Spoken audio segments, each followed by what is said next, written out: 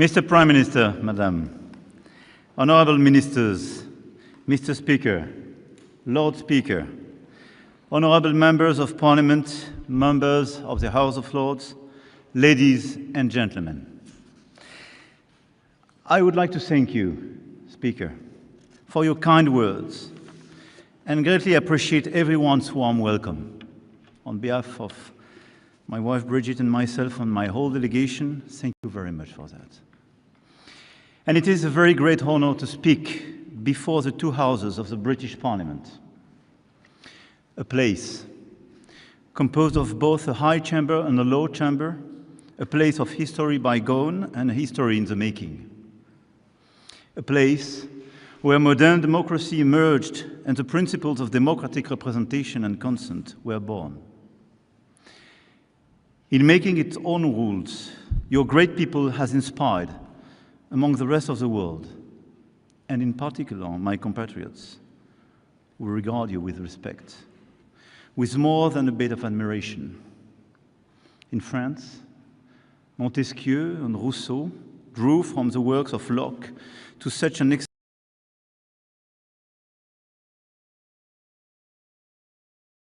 that the Lettres philosophiques by Rousseau are often referred to as letters on the English in my country. But please, do not misunderstand me. I'm not going so far as to say that England gave birth to the French Revolution. However, I have to confess that we love monarchy, but especially when it's not at home. But I really believe that from the Magna Carta to America's Declaration of Independence in 1776 and France's Declaration of the Rights of Man and Citizen in 1789, a same pathway emerged towards democratic order and the rule of law. And so many times, this shared path was forged in the brotherhood of arms. So many times it followed the small trails of the Ardennes and the Vosges mountains under the hail of German bullets from 1914 to 1918. So many times it almost veered off course, taken up by our common ancestors, reconquering the Normandy coast inch by inch under the glaring sun of June 1944. President Macron giving a speech at and I would like to thank Prime Minister British Parliament. Dear Keir, for attending the ceremonies of the 11th of November last year, honoring our fallen soldiers, the British Red Poppy alongside the Bleuet de France, becoming the first British head of government to spend Armistice Day in Paris in 80 years. Thank you.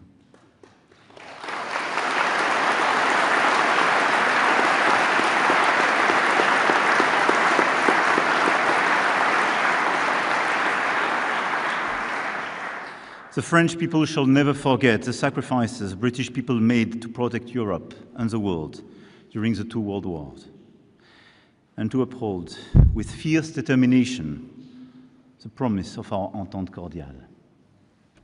We shall never forget the support of the asylum your forefathers gave to the Free French forces in the fight against the barbarism of the Nazis. Sir Winston Churchill was one of the visionaries who had the foresight to help forge a strong transatlantic alliance and to come up with a peaceful European order in which he deeply believed. He passed this same vision on to us of a world order based on law, justice, and respect for territorial integrity. An order that is today being attacked on a daily basis as we witness direct attacks on our democracies, the return of war to our continent, the resurgence of imperial impulses, and the flouting of international rules by destabilizing powers who are attempting to divide up the world to their advantage. Speaker, you and your predecessors have become famous, I have to say, even in France, for your way of restoring order in the courts with your imperial and imperious exclamations, "Order, order." And today, we wish to join you in shooting out order with you to calm the unrest in the world. As permanent members of the United Nations Security Council, deeply committed to multilateralism, the United Kingdom and France must once again show the world that our alliance can make all the difference. Clearly, we have to work together in order to defend an efficient multilateralism and to protect the international order as we forged it after the Second World War.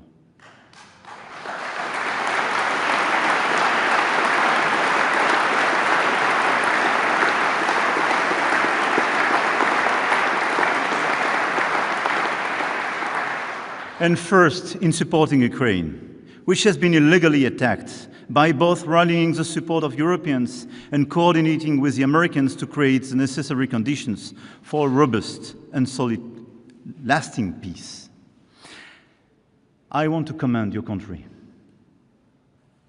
Since the first day, and even before the first day, you were part of the closest ally of Ukraine, training the army, being here the first day to protect President Zelensky, his government, and allowing their forces just to resist, as you did decades ago with my country. And together we worked very hard during the past few years in order to stand with the Ukrainian people, just helping them to resist. We were right and we are right. And because every time Vladimir Putin's Russia advances in Ukraine, the threat moves closer to us all. We will never accept the theory that might is right. And I want to be clear. This is why, together with you, Mr. Prime Minister, we decided to launch last February this coalition of the willing you mentioned. And this coalition was just the signal that the Europeans will never abandon Ukraine. Never.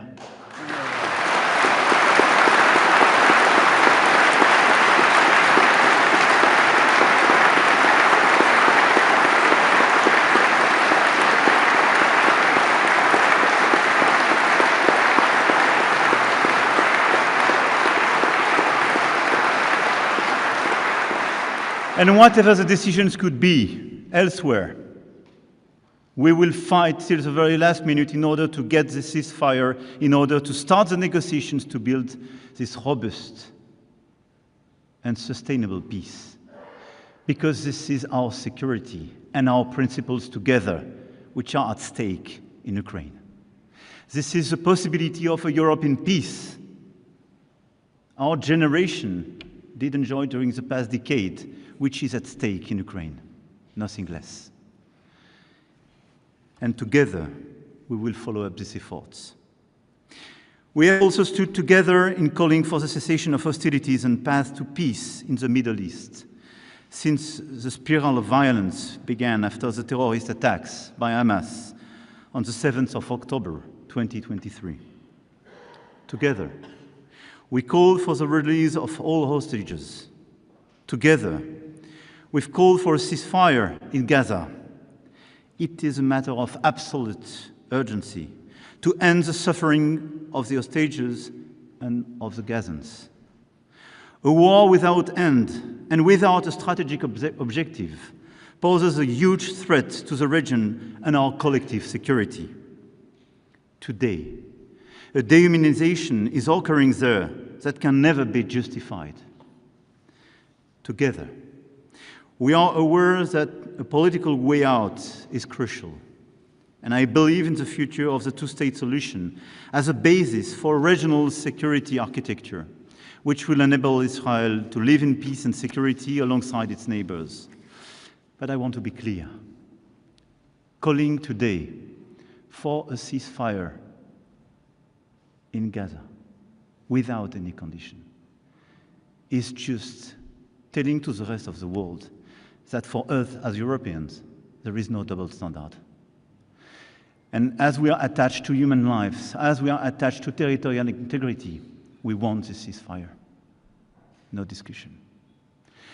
And today, working together, in order to recognize the state of Palestine and to initiate this political momentum is the only path to peace.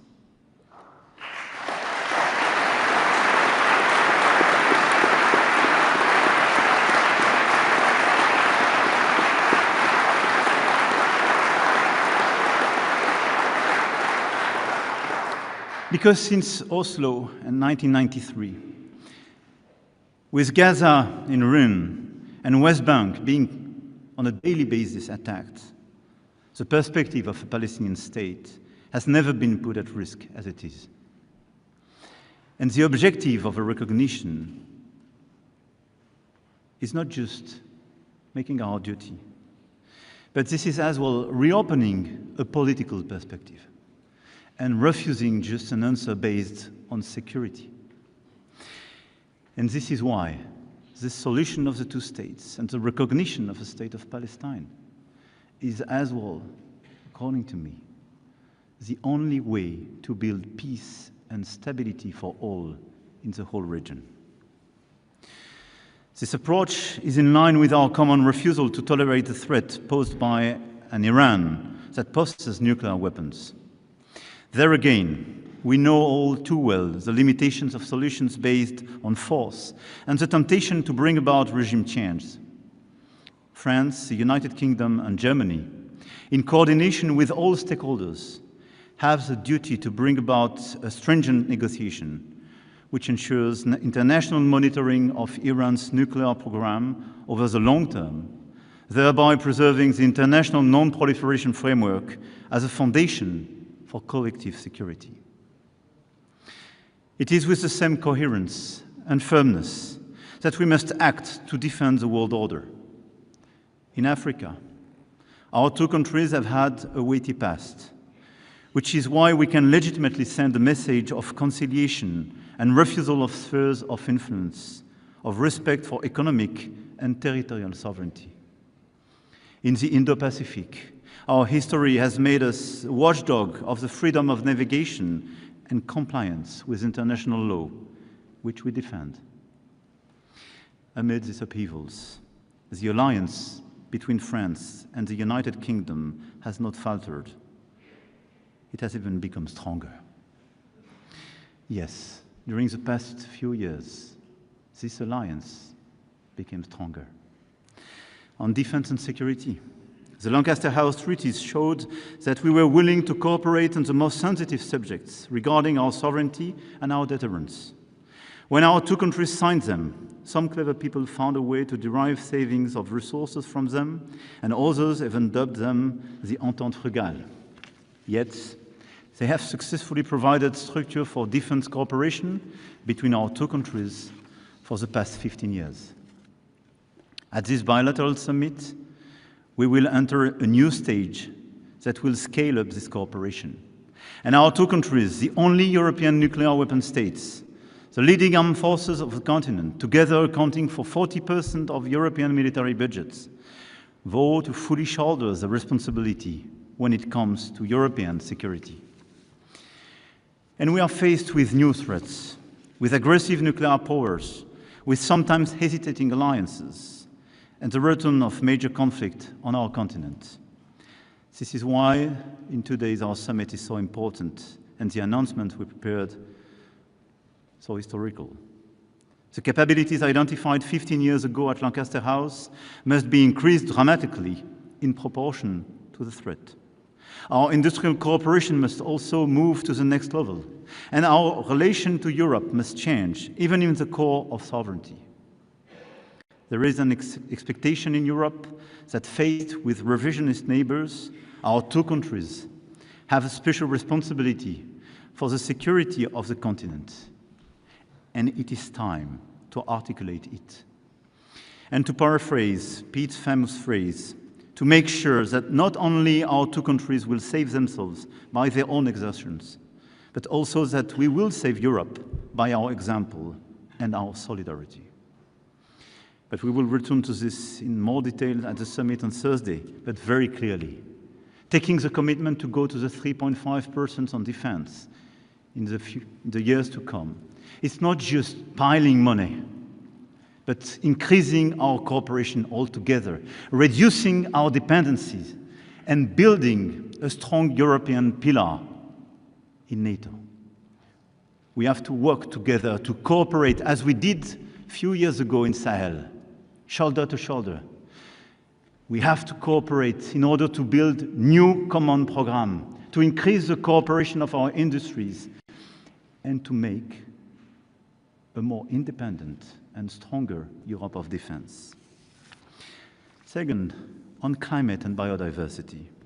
Together we commit to the planet in the face of the new league of international reactionaries who deny science and facts. We also defend with one voice the implementation of our climate ambitions towards carbon neutrality, phasing out fossil fuels and protecting forests, which will be core issues of the upcoming COP30 in Belém. We are also acting together to achieve the ratification of the BBNG Treaty on the protection of oceans, mobilizing the private sector, reforming the official development assistance system in line with the Paris Pact for Peoples and Planet, where we work together. And we worked very actively and still work together on biodiversity and biodiversity credits. The report we commissioned together as Franco-British during King Charles' state visit to France is not just excellent, but we endorse it and we will implement it. We will now continue to work together and implement this work. Third, on migration. And I have the feeling to be weighted on this issue as well in your country. Indeed, in this unstable world, hope for a better life elsewhere is legitimate, but we cannot allow our country's rules for taking in people to be flouted and criminal networks to cynically exploit the hopes of so many individuals with so little respect for human life. France and the United Kingdom have a shared responsibility to address irregular migration with humanity, solidarity, and firmness. The decisions that we will take at our bilateral summit will respond to our aims for cooperation and tangible results on these major issues. Very clearly, we task our Minister of Domestic Affairs to work very closely together, and I want to salute the very close coordination and cooperation. But our objective, very clearly, is to have the best ever cooperation between our two countries in order to fix today what is a burden for our two countries. But let me remind as well, as we are making these bilateral efforts, as we are stepping up the level of our cooperation, a third of the people entering illegally into the Schengen area attempt to cross the channel. And we will only arrive at a lasting and effective solution with as well the action at the European level and the cooperation, especially of the countries of first entry on the European soil, by continuing to work with the countries of departure and transit of global migration routes, and as well by addressing pull factors. But let's be clear, we will deliver together, because this issue is a clear issue for our two countries. Fourth, on economy. Our trade has been revived and has even surpassed the pre-Brexit levels. The 3,500 French companies working in the UK remains the second leading foreign employers in your country, and vice versa. And we want to do more, and at the occasion of the summit as well. We will deliver additional results, additional investment, and very strategic investment in the energy and space fields where we have long-standing cooperation, but where we want to build a new step forward and open a new era. Since the last time a French president spoke before you in 2008, Europe has changed. First of all, of course, because the sovereign British people choose to leave the European Union in 2016, a decision that we respect, even if we found it deeply regrettable. I am aware that I am the first European head of state to make a state visit since the United Kingdom left the European Union, and I take full account of the importance of this moment. It took us a few years, but we have agreed on the foundations for our new relationship. After the withdrawal agreement and the trade and cooperation agreement, reinforced by the Windsor framework, and some of us worked very hard on all this text. I have great memories. I support Prime Minister Starmer's efforts as well to restore trust, ensure compliance with the agreements concluded, and strengthen this framework through targeted cooperation in our common interest. I welcome the fact that on the 19th of May, we were able to define a pragmatic roadmap between the European Union and the United Kingdom on defense, energy, climate, and other issues. But just as leaving the European Union did not mean the United Kingdom left Europe, efforts to address the challenges facing all of Europe cannot be limited to the European Union alone. What is at stake today in Europe is our ability to shoulder the responsibility to ensure our continent's security ourselves to a greater extent. What is at stake today in Europe is our ability to invest in key technologies of the future: AI, quantum technologies, space, biotech, decarbonized energy sources, and defense industry, as I mentioned, in order to avoid strategic dependencies and disengagement that would put us at risk, and especially the risk of a slow death, to mention Mario Draghi. Indeed, we have to de-risk our economies and our societies, first from the risk of the lack of innovation, and this is what we experienced during the past decade if we compare our countries with the United States. But we will have as well to de-risk our two countries for the excessive dependencies on both the US and China. I do not put a sign equal between China and the US. We have a strong ally on one side, and a challenger, sometimes a partner when we speak about climate change with China. But let's be realistic. If the Europeans, if the United Kingdom and France do not work together in order to build solid value chain, in order to reduce our dependencies on these critical areas I mentioned, if we still depend on both China and the US, I think we have a clear view of our future and the future of our children. On one side, overcapacities and over-subsidies are clear threats of a fair trade, and they are destabilizing a lot of value chain and creating new dependencies. On the other side, the trade war is clearly an explicit decision not to be compliant anymore with WTO and this do commerce we loved till now. We have no other choice if we want to be lucid, if we want to build a sustainable future for all children, to de-risk our economies and our societies from these dual dependencies. We want an open world. We want to cooperate, but not to depend. And each time we depend, each time we are not able to stand up and decide and agree to disagree, this is the beginning of our problem. We are in this situation. This is why we have to work very hard together on this technological and economic field in order to strengthen our value chains together and reduce these dependencies. But what is at stake as well today in Europe is the defense of democratic models amid foreign interference, information manipulation, domination of minds by negative emotions and addictions to social media. This is the big other risks. It is the same challenge we are facing when it comes to digital age, restriction online, and protecting our children from social media and screens, an issue brutally brought to the light 3 months ago by the British series Adolescence.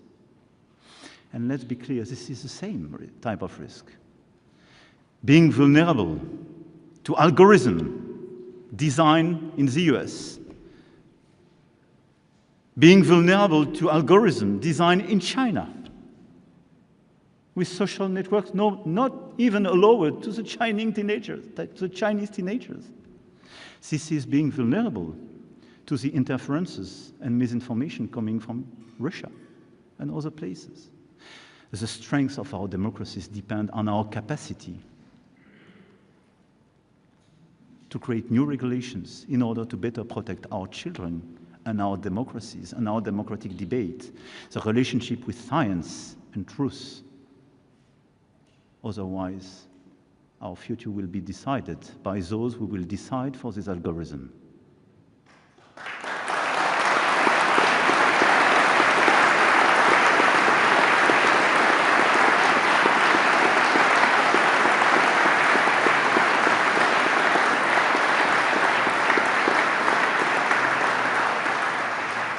Our two countries are among the oldest sovereign nations in Europe. And sovereignty means a lot to both of us. And everything I referred to was about sovereignty. Deciding for ourselves, choosing our technologies, our economy, deciding our diplomacy, and deciding the content we want to share, and the ideas we want to share, and the controversies we want to share. Even though it is not part of the European Union, the United Kingdom cannot stay on the sidelines, because defense and security, competitiveness, democracy, the very core of our identity, are connected across Europe as a continent. And you understand me. The point is not to diverge, and to move forward side by side on these strategic choices we are facing, to avert the risk of effacement, division, weakness. A certain idea of Europe, so dear to George Steiner, must continue to connect us today. And it is also the meaning behind the European political community, which has shown its ability to bring together the European family across the continent of Europe to address the issues of stability, security, and cooperation between states in concrete terms. And the United Kingdom is playing a full role, as it demonstrated a year ago at Blenheim Summit. I believe that our two countries will continue to be drivers of change, drivers of this wider Europe and this meaningful convergence. We must be able to count on our economic, academic, research, and cultural relations to together tackle these sovereign-related challenges. And I welcome the number of partnerships agreements that our universities, museums, research institutions will sign in the margins of this visit. They will participate in our respective agenda to reindustrialization and strategic independence in key sectors, from artificial intelligence to culture. Our two countries are leaders in Europe when we refer to artificial intelligence.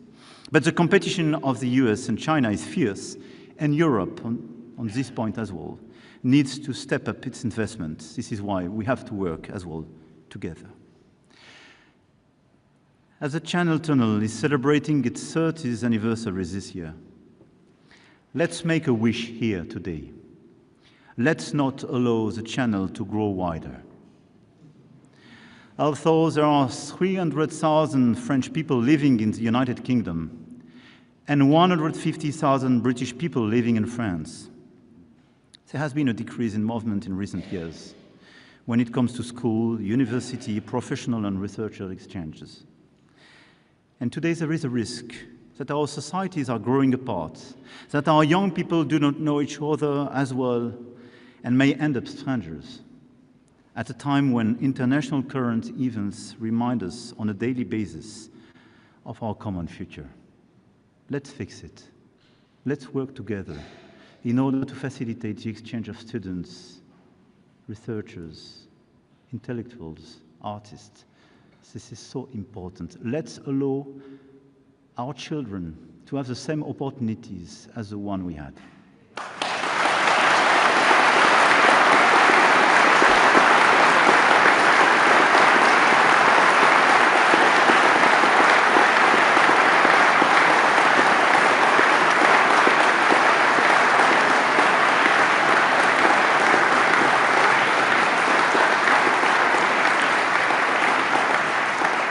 Members of Parliament, my lords, tomorrow at the British Museum, we will officially announce an historical exchange.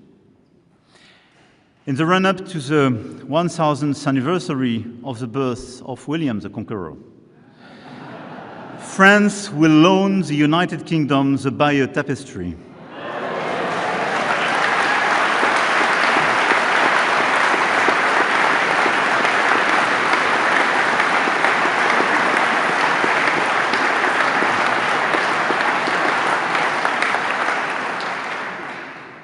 I have to say, it took probably more years to deliver this project than all the Brexit texts. Because we launched it together with Prime Minister Theresa May at that time, during not a state visit, but a summit a few years ago. But at the end of the day, we did it. And the tapestry will be displayed in London, Okay. while the National Museums of Rouen and Caen will receive the Sutton Hoo treasure on loan. And I think these mutual loans of these extraordinary national treasures will involve fascinating human exchanges, which will certainly be positive for our future in terms of culture. And let's see this exchange happening between summer 26 and summer 27 as the beginning of this new era of exchange and the reopening of these mutual movements. The times of William the Conqueror are over, happily. And the roars of charging cavalry as well. Our Entente Cordiale, sealed 126 years ago, has enabled our countries to bring their futures closer to protect Europe's strategic balances and to enter into an era of cooperation and competition, replacing our battlefields with football and rugby fields, as you mentioned. At the invitation of His Majesty, King Charles III, whom I should like to thank for his hospitality and his long-standing, very special relationship with my country. I came here today to renew the French people's message of friendship and fraternity. Yes, finally we meet again. And let's be sure that we will meet again for years and decades. Because we are linked by our geography, by our past, but we are linked by our common future. And the only way to overcome the challenges we have, the challenges of our times, will be to go together, hand in hand, shoulder to shoulder. This is our common destiny. Long live our France, United Kingdom friendship. Long live the United Kingdom. Long live France.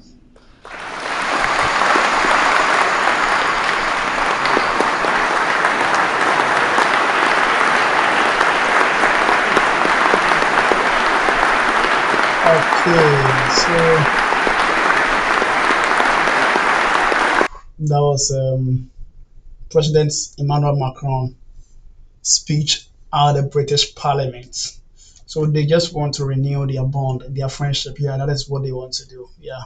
So that is it. We started earlier, but we had to bring you the cabinet meeting. So cabinet meeting, Donald Trump cabinet meeting. So I think we went here, then bring you the next event that we want to bring. See you shortly. Thank you.